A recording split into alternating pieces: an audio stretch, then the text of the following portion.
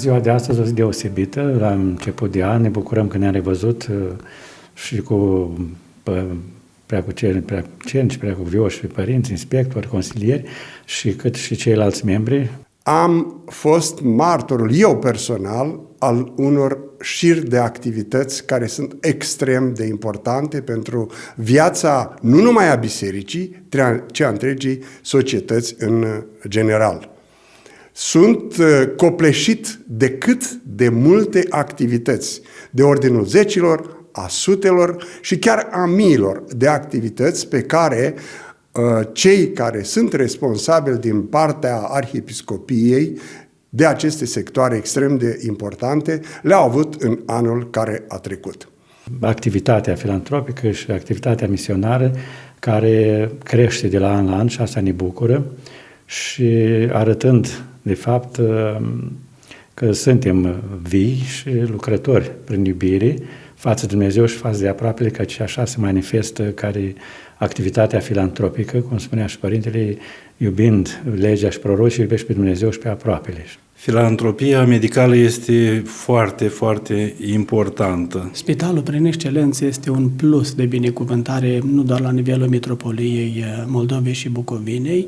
ci la nivelul întregii țări și a ortodoxiei. Slavă lui Dumnezeu că înalt preasfințitul Părinte Mitropolit Teofan acordă o întâietate, dar și sprijin și binecuvântare acestor activități, bineînțeles, dându-i binecuvântare Părintelui Dan Damaschin să facă lucrurile acestea, sprijinit și de înalt preasfințitul și de ceilalți colaboratori și cred că acest spital va face o misiune multă și mult va ajuta pe cei care au nevoie. Este foarte important pentru că au acces, așa cum spun, cei care nu au posibilități și vedem în zilele din noastre că s-au înmulțit foarte mult cazurile de boli și există boli și pacienți și iată că spitalele le fac sau nu fac față. Și cei care sunt cu venituri și cu situații deosebite greu ajung la spitalele din sistemul sanitar și este binevenit acest spital, arătând și activitatea bisericii și implicarea bisericii în îmbunătățirea stării de sănătate a poporului, a oamenilor.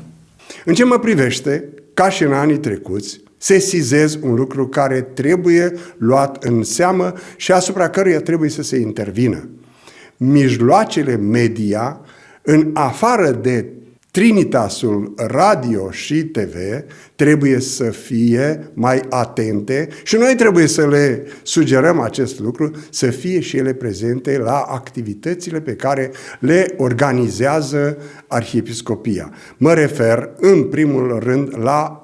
ASCOR, la activitățile ASCOR-ului, la ATOR, iarăși la activitățile tinerilor ortodoxi. Mă refer de asemenea la taberele care au loc în tinda bisericii și în tinda caselor parohiale, pentru că sunt parohii care nu au încă centre sociale și la care preotul își asumă rolul de gazdă pentru zeci de copii, cărora le face plăcere să asculte cuvântul preotului și prin cuvântul preotului cuvântul Sfintei Treimi. Ca și propuneri noi pe partea socială, s-a discutat despre extinderea activităților la nivel de Spitalului Providența, chiar un proiect foarte bun pentru eficientizarea energiei sau să vină în scop financiar, o economie financiară, să monteze panouri solare pe tot Spitalul Providența. Asta e un lucru foarte bun. A doua chestiune extrem de importantă pe care am sesizat-o este aceea a rolului pe care trebuie să-l jucăm noi, cei care suntem credincioși și declarați ortodoxi, să generăm o mișcare prin care școala să fie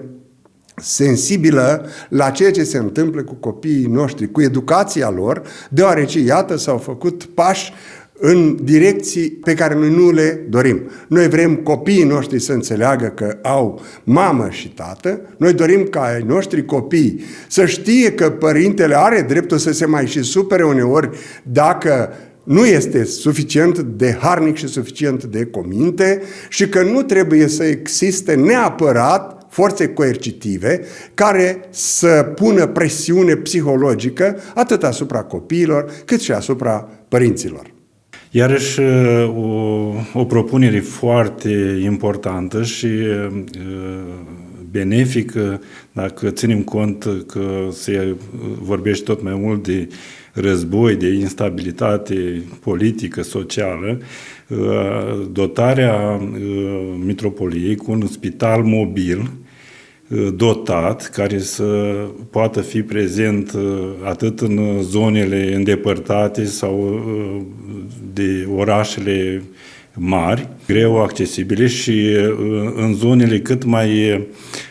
rurale și cât mai defavorizate. Slavă lui Dumnezeu pentru toate, este o bucurie că ne-am reîntâlnit în această ședință și totodată întrunire duhovnicească, dar și din punct de vedere lucrativ cu mult spor duhovnicesc.